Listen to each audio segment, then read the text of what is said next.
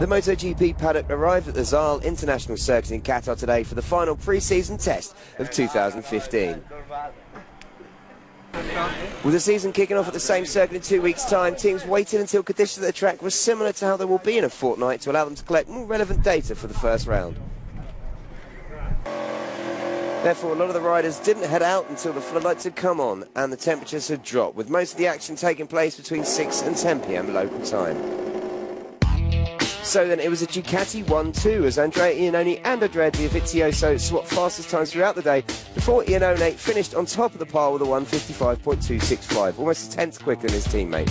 Marquez was down in third while an impressive performance from Aleix Espargaro meant he claimed fourth for Team Suzuki X-Star.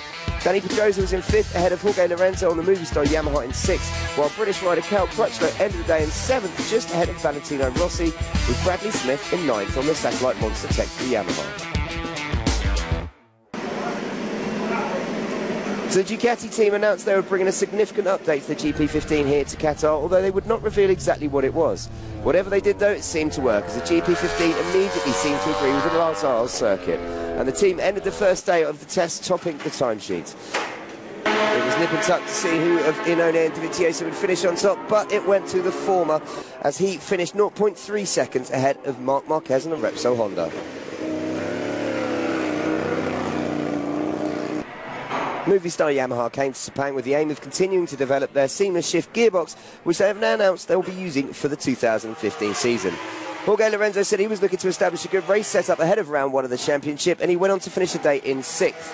Half a second back from Iannone at the top of the timesheets, but not everything went to plan, as you can see there, as Valentino Rossi recovered from an early crash on just his third lap to finish 0.1 seconds further back from his teammate, down in eighth place.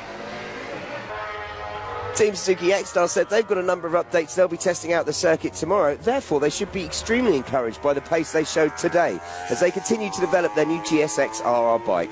Aleix Espargaro managed a very impressive fourth place, sandwiched between the two factory Hondas and only 4/10 back from the leading Ducati.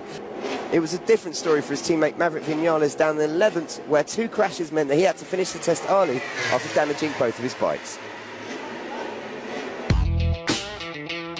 Right then, for the rest of the riders, Scott Redding rounded up the top 10 on his Honda RC213V, while Monster Tech 3 Yamaha's Bradley Smith and Redding's compatriot finished 1 second off the pace in 11th.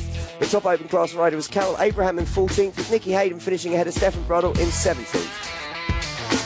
At the bottom of the timesheets were the Aprilia Racing Team Cressini bikes of Alvaro Batista and Marco Melandri, who both finished over 3 seconds off the pace, and behind the ART Open Class Aprilia of Alex De Angelis.